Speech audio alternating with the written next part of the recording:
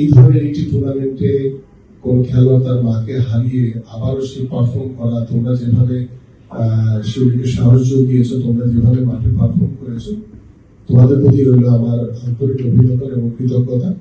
উৎসাহ উদ্দীপনা বিভিন্ন রকম ভাবে পুরস্কৃত করে। বাট এই প্রথম আমার কাছে মনে হয় যে আমরা হয়তো রানার্স আপ হয়েছি, বাট আমরা ভালো খেলেছি।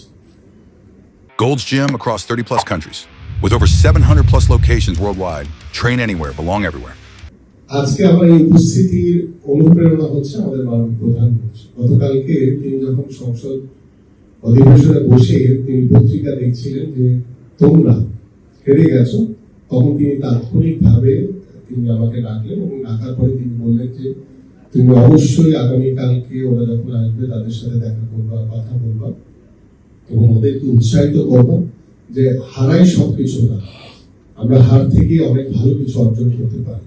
সো আমরা তৃতীয়বার মতো ফাইনাল খেলেছি, আমরা দুইবার চ্যাম্পিয়ন হয়েছি, আমরা আবার চতুর্থবার আবার চ্যাম্পিয়ন হবো ইনশাআল্লাহ।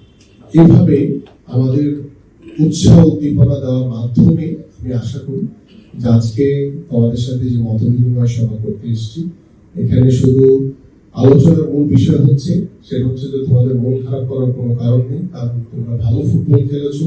আমি নিজে নর্মালি খুব বেশি খেলা দেখা হয় না, তোমাদের খেলাগুলো আমি দেখেছি, আমার কাছে খুবই ভালো লেগেছে।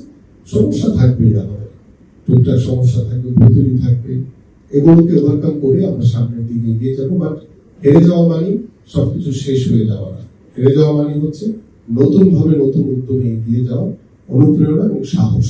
তো সেই সাহসের মাধ্যমে আমরা আশা করি যে তোমরা যেভাবে এগিয়ে যাচ্ছ ইনশাআল্লাহ বাংলাদেশ ফুটবল ফেডারেশন, আমি যেহেতু একজন ফুটবলার হিসেবে তোমাদের পাশে সবসময় রয়েছি, সবসময় পাশে থাকবো। আর ফুটবলকে এগিয়ে নিয়ে যাওয়ার জন্য আমরা যতটুকু সম্ভব আমাদের পক্ষে, আমাদের সীমাবদ্ধতা থেকে আমরা চেষ্টা করছি যে সীমাবদ্ধতার বাইরে গিয়েও কিভাবে আমরা এফোর্ড করতে পারি, সেই চিন্তা, সেই পরিকল্পনা আমাদের আছে। আমরা আশা করি যে তোমরা, আমি আবারও বলছি, শুধু শিউলির যে মা চলে গেছে আমরা অত্যন্ত ব্যথিত এবং শিউলির পরিবারের প্রতি আমাদের সমবেদনা রইল এবং আশা করি তোমাদের টিমমেট হিসেবে তোমরাও ওকে সাহস যোগাবা, কারণ যেটি নিয়তির খেলা সেখানে আমাদের আসলে কারো হাত নেই। আর তারপরও এই ধরনের একটি টুর্নামেন্টে কোন খেলোয়াড় তার মাকে হারিয়ে আবারও সে পারফর্ম করা, তোমরা যেভাবে শিউলিকে সাহস জুগিয়েছো, তোমরা যেভাবে মাঠে পারফর্ম করেছো, তোমাদের প্রতি রইল আমার আন্তরিক অভিনন্দন এবং কৃতজ্ঞতা। পাশাপাশি আমরা যেহেতু চেষ্টা করছি যে ক্রিয়া ভাতার মাধ্যমে তোমাদের পরিবার বা তোমাদের যে আস্থা বা বিশ্বাস সেটাকে ধরে রাখার জন্য কিভাবে আমাদের ফুটবলটিকে আমরা এগিয়ে নিয়ে যেতে চাই, ঠিক পাশাপাশি আমরা কিছুদিন আগে আমাদের একটি দলীয় একটি প্রোগ্রাম ছিল, তোমরা বোধহয় শুনেছ অনেকেই, যে সেখানে আমাদের একজন নেতাই আমাদের ঋতুপর্ণার যে বাড়ির যে বিষয়টি সেটি নিয়ে একটি প্রশ্ন করেছিল আমাকে, আমি যখন কথা বলছি মাননীয় প্রধানমন্ত্রীর উপস্থিতিতে।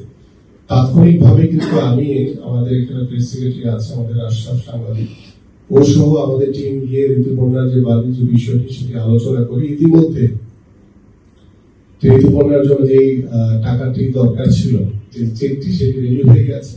আমরা হয়তো বা, তোমরা আজকে আসছো, হয়তো বা এই সপ্তাহের ভিতরেই আমাদের পসিবল হলে আমরা ঋতুপর্ণার কাছে আমাদের পার্বত্য বিষয়ক যে প্রতিমন্ত্রী রয়েছে আমাদের ব্যারিস্টার মিহেলাল অলরেডি টাকার যে অ্যামাউন্ট সেটা রেডি আছে, আনুষ্ঠানিকভাবে আমরা মাননীয় প্রধানমন্ত্রী হাত থেকে আমরা ঋতুপর্ণার হাতে সেই চেকটি হস্তান্তর করবো ইনশাআল্লাহ।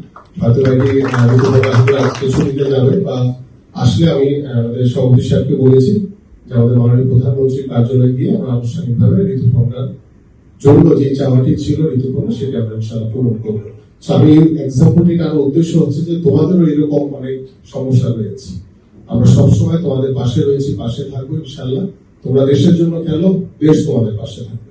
সবাইকে আবারও ধন্যবাদ। এবং আরেকটি বিষয়, আমি তামিম ভাইকে রিকোয়েস্ট করেছি যে তোমরা ছুটি থেকে আসার পর তোমাদের সাথে একদিন বসে আমরা ডিনার করবো ইনশাআল্লাহ, তোমাদের সাথে আরো কথা বলবো, তোমাদের অভিজ্ঞতাগুলো শুনবো। ঠিক আছে, সবাইকে ধন্যবাদ। Thank you.